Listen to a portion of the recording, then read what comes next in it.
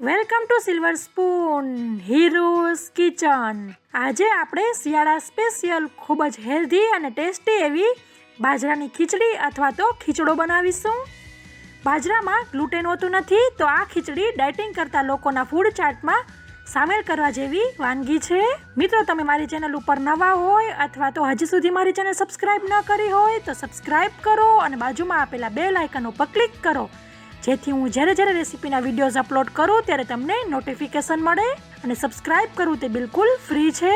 સૌપ્રથમ આપણે 250 ગ્રામ બાજરીને સાફ કરી લેવી. મેં અહીં સરસ સાફ કરી લીધેલી છે. હવે તેમાં પાણી ઉમેરીને સરસ મસળીને ધોઈ લેવી. આમ આપણે 2 વખત ધોઈ લઈશું. પછી તેમાં પૂરતું પાણી ઉમેરી 10 થી 12 કલાક માટે તેને પલળવા માટે રાખી મૂકીશું. પછી એક બાઉલમાં અડધો કપ ચોખા લઈશું અને અડધો કપ મગની દાળ લેવી અને તેમાં પાણી ઉમેરીને તેને સરસ ધોઈ લેવી. આમ તેને પણ 2 વખત ધોઈ લેવાની છે. પછી તેમાં પૂરતું પાણી ઉમેરીને તેને 20 મિનિટ માટે પલળવા માટે રાખી મૂકીશું. 20 મિનિટ માટે તે પલળે ત્યાં સુધીમાં આપણે ખીચડી માટેની જે સબ્જી ઉમેરવાની છે તેને કટ કરી લઈશું. જેમ કે લાંબી સમારેલ 2 ડુંગળી, 1 ટમેટું, 2 લીલા મરચાં, 2 મોટા ગાજર, અડધો કપ વટાણા ફોલી લઈશું, 1 મોટું બટેકું અને અડધો કપ તુવેરના દાણા ફોલી લઈશું. દાળ, ચોખા અને બાજરીને તેના ટાઈમ પ્રમાણે પલાળીને નિતારી લીધેલા છે. પછી એક કુકરમાં 1/4 કપ ઘી લેવું. ઘી ગરમ થાય એટલે તેમાં 1 ચમચી રાઈ ઉમેરવી. રાઈ સરસ ફૂટે એટલે તેમાં 1 ચમચી જીરું ઉમેરવું અને ચપટી હિંગ ઉમેરવી. પછી ગેસની ફ્લેમને ધીમી કરી લેવી. પછી તેમાં 6 લવિંગ, 10 થી 12 મરી, લીમડાના પાન, 1 સૂકું લાલ મરચું, તજનો ટુકડો અને 1 તમાલપત્ર ઉમેરવું અને ગેસની ફ્લેમને ફાસ્ટ કરી લવિંગ ફૂલીને આમ ફૂટે એટલે સમજી જવું કે બધા મસાલા સરસ સતળાઈ ગયા છે. પછી તેમાં ડુંગળી અને લીલા મરચાં ઉમેરવા અને તેને પણ સરસ સાતળી લેવા. આમ ડુંગળીને આપણે અડધી મિનિટ જેટલી સાતળી લઈશું.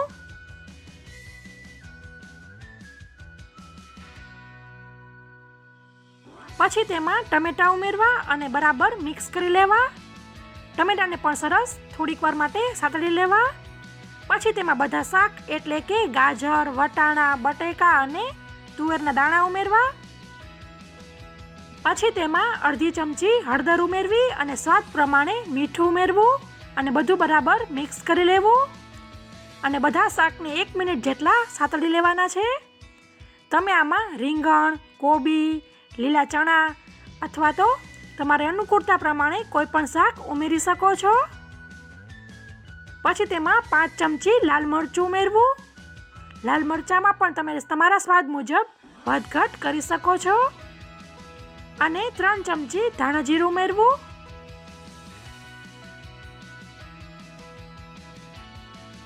અને બધું બરાબર મિક્સ કરી લેવું. મિક્સ થઈ જાય એટલે તેમાં નિતારેલા મગની દાળ અને ચોખા ઉમેરવા અને બાજરો ઉમેરવો અને તેને પણ સરસ શાકમાં મિક્સ કરી લેવા. આટલી બાજરાની ખીચડી 6 થી 7 વ્યક્તિ માટે ઇનફ છે.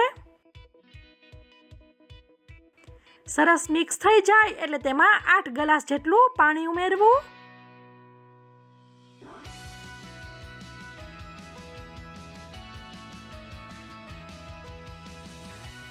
અને બરાબર મિક્સ કરી લેવું. મિક્સ થઈ જાય એટલે સહેજ આવી રીતે ચાખી લેવું.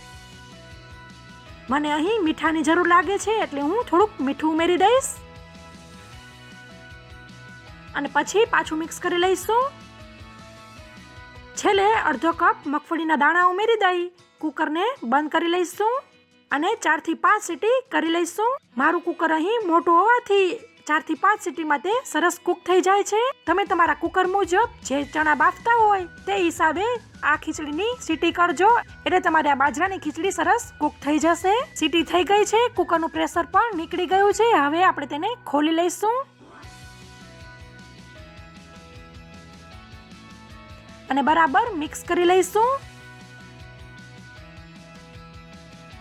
સરસ બાજરો, દાળ અને ચોખા બધું કૂક થઈ ગયું છે. પછી તેને સર્વિંગ પ્લેટમાં અથવા તો બાઉલમાં લઈ લઈશું. તો તૈયાર છે ઉપરથી ઘી મૂકતા તરત ઘી ઓગળી જાય એવી ગરમા ગરમ હેલ્ધી એવી વેજીટેબલ બાજરાની ખીચડી અથવા તો ખીચડો. મિત્રો, શિયાળામાં એક વખત જરૂર ટ્રાય કરવા જેવી આ ખીચડી છે. મારી ઘરે તો શિયાળો આવે એટલે 3 થી 4 વખત આ ખીચડી બને છે અને ખાસ કરીને ઉત્તરાયણ ઉપર બને છે.